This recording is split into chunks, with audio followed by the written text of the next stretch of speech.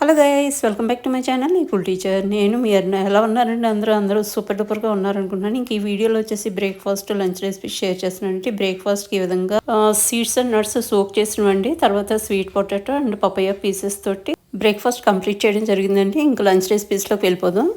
ఎంతో రుచిగా ఉండేటువంటి తోటకూర వేపుడు కోసం మనం బాణల్లో 1 టేబుల్ స్పూన్ ఆయిల్ వేసుకుని వెల్లుల్లి రెబ్బలు, ఎండుమిర్చి, మినపప్పు, ఆవాలు, జీలకర్ర, కరివేపాకు వేసేసుకుంటామండి. అది ఫ్రై అవుతూ ఉంటుంది. ఇది తోటకూరని ఈ విధంగా కట్ చేసి పెట్టుకుంటాము. శుభ్రంగా వాష్ చేసుకున్న తర్వాత ఒక ఆనియన్ చిన్న ముక్కలుగా చేసుకుంటాము. ఇంకా పోపు మంచిగా వేగనివ్వాలన్నమాట. ఆ పప్పులు క్రిస్పీగా, ఈ వెల్లుల్లి కూడా చక్కగా మనకి ఫ్రై అయిన తర్వాత మనం కట్ చేసి పెట్టుకున్నటువంటి ఆనియన్ పీసెస్ ఇక్కడ యాడ్ చేసేసుకుంటామండి. యాడ్ చేసుకుని కొంచెం అట్లా ఫ్రై అవుతుండగా రుచికి సరిపడా సాల్ట్ వేసుకుంటాము.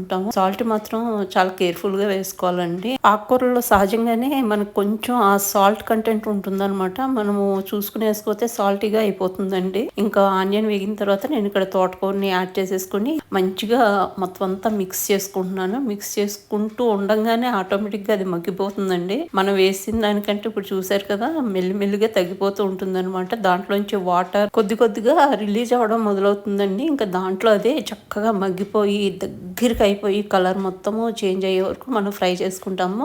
ఒక్క 5 నిమిషాల్లో అయిపోతుందండి. అసలు టైం కూడా ఎక్కువ తీసుకోదన్నమాట. చూసారా, మెల్లిమెల్లిగా మనకి దగ్గరికి అవుతూ ఉంది. ఇది వేడివేడి అన్నంలో వేడివేడి తోటకూర ఫ్రై వేసుకుని తింటూ ఉంటే ఎంత బాగుంటుందోనండి. ఇంకా అసలు వేరే కర్రీస్ కూడా మనం ఇష్టపడం అనమాట. అంత కమ్మగా, అంత టేస్టీగా, సూపర్ గా ఉంటుంది. ఇంకా తోటకూర ఎప్పుడైతే రెడీ అయిపోయిందండి సర్వ్ చేయడానికి.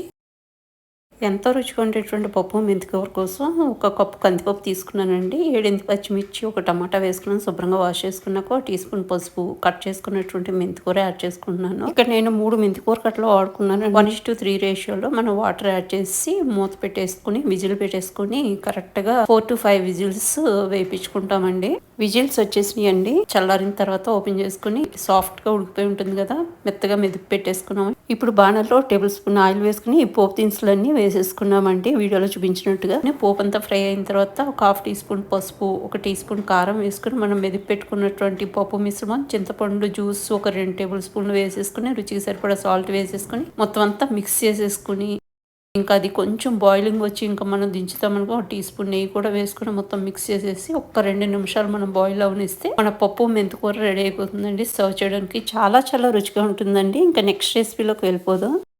పండుమిర్చి పచ్చడి గ్రైండ్ చేసుకుని స్టోర్ చేసేసుకుంటే మనం ఎప్పుడు కావాలంటే అప్పుడు ఏ విధంగా పోపు చేసుకోవచ్చండి. పండుమిర్చి సీజన్లో దొరికినప్పుడు పండుమిర్చిలో సరిపడా సాల్ట్, సరిపడా చింతపండు వేసుకుని మనం గ్రైండ్ చేసేసుకుని పెట్టేసుకుంటే ఇలా ఎప్పుడు కావాలంటే అప్పుడు ఇందాక చెప్పినట్టుగా పోపు చేసేసుకోవచ్చు అనమాట. నేను ఇప్పుడు పోపు కోసం 3 టేబుల్ స్పూన్ ఆయిల్ వేసుకుని దాంట్లో కచ్చపచ్చ దంచుకుని వెల్లుల్లిలో 20 నుంచి 25 అండి. 2 టేబుల్ స్పూన్ మినపప్పు, టీ స్పూన్ జీలకర్ర, టీ స్పూన్ ఆవాలు, ఎండుమిర్చి, కరివేపాకు వేసేసుకుని పోపు వేగిన తర్వాత మనం ఏదైతే స్టోర్ చేసి పెట్టుకున్నామో పండుమిర్చి తొక్క అది యాడ్ చేసేసుకుంటాము. యాడ్ చేసేసుకుని ఆ పోపు ఆయిల్లో పోపుతో పాటు 2 నిమిషాలు మంచిగా మగ్గనిస్తామండి. ఇంకా ఇది మగ్గిన తర్వాత బాగా చల్లారనిచ్చి మనము స్టోర్ చేసేసుకుంటాం ఒక జార్లోకి. ఇంకెప్పుడు కావాలంటే అప్పుడు రైస్లోకి, టిఫిన్స్లోకి సర్వ్ చేయొచ్చు. ఎంతో రుచిగా, ఎంతో సింపుల్గా చేసేసుకునే కొత్తిమీర పచ్చడి కోసం బాణాలు పెట్టుకున్నాం. టీ స్పూన్ ఆయిల్ వేసుకున్నామండి. దాంట్లో 8 నుంచి 10 పచ్చిమిర్చి యాడ్ చేసుకున్నాను నేను. హాఫ్కి కట్ చేసి అదేవిధంగా ఒక బంచి కొత్తిమీర శుభ్రంగా వాష్ చేసుకుని రఫ్గా చాప్ చేసుకుని యాడ్ చేసేసుకున్నామండి. ఇంకా దాన్ని మంచిగా